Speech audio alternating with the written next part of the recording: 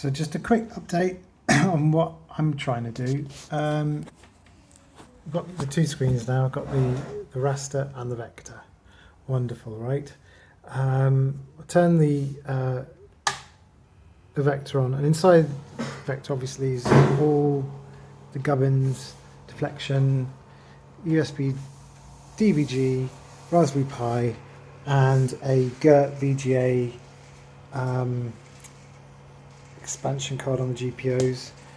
In the back, we've got a new member of the family connecting to the component parts of the CRT, straight out the back through here alongside the network and the hot glued external USB power, and that's that. Nice box, all sealed up. And we go to the front, just turned it on. So now we've got the home screen of the USB DVG and the first screen of Retropie. And within there we can choose. Can we choose?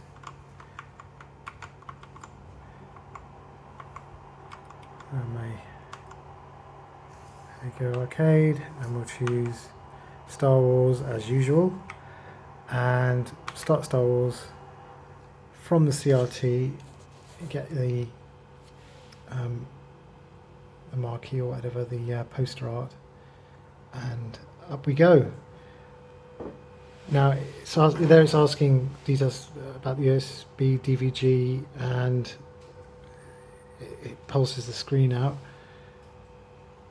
There we go. Now we've got a rather shonky raster version running at 320 by 240. Now that will be running all the other arcade games that you want to run, but unfortunately the Raspberry Pi 4 is having problems with, there's an issue with the TV service API that communicates with DMT and CEA, and they've decided that they're not going to allow the VGA 666 to be seen as a CEA device, which is fair enough. The GERT 666 sort of reveals itself as an LCD device, and so now on the Raspberry Pi 4 you can't make changes to pixel format using TV service, which is a shame because now you can't. So it's quite tricky to get the right resolutions for various platforms and emulators and whatnot. I'm sure it'll be resolved, or we'll look into it or whatever. But it's a bit of a pain. Moving on from there, right, so now we have running in mirrored mode, and I'm running in mirrored mode just to show that you can configure your USB DVG from RetroArch. So let's see if I can do this. I'm kind of holding holding my phone and trying to navigate this. I can't actually remember what is it? Oh god, there we go. So inside RetroArch, you've got options for the core, and within the options for the core, you have the vector driver, the port, and whether you want it in screen mirror. Now, if you turn off the screen mirror, you'll have a problem because you won't be able to change any setting for emulation from the OSD because it'll just be black. So you'd have to change the configuration settings from the config files, of which there are many, and anyway, that's a whole other issue. When the machine starts up, when the Retropie starts up, it scans for available serial ports and presents them on that line. Oops. So if there were more than one DVGs, you would be able to select another one. Probably not the best way to do it. You might want to have more than one DVG running simultaneously.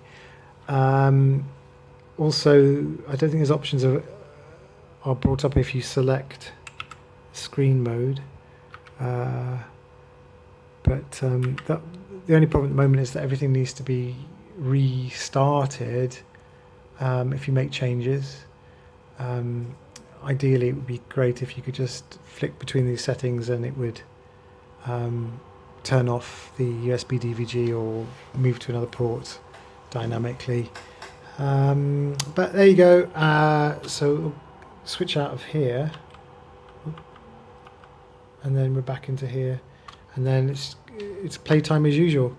Put some cache in, and then away we go.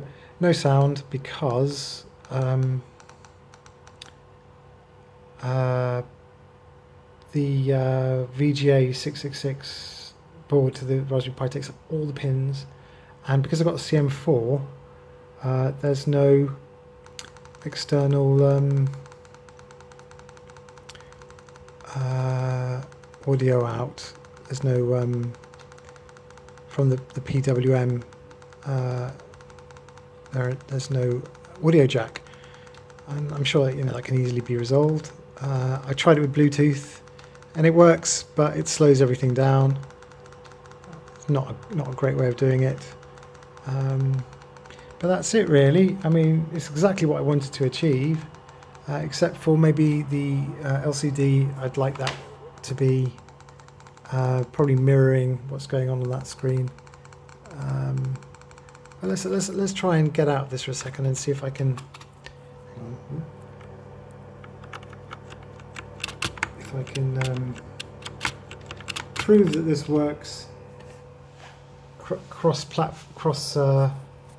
platform, cross media. So it's Battlezone now. We've got Street Fighter. Well, of course, Street Fighter. And so if I start that up, it'll just start up on the correct screen, but with the incorrect resolution at the moment because of this TV service thing.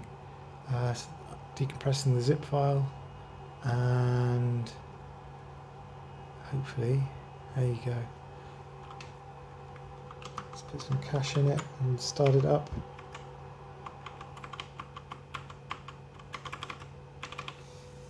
Of course, I think I can start it. I haven't got a joystick connected.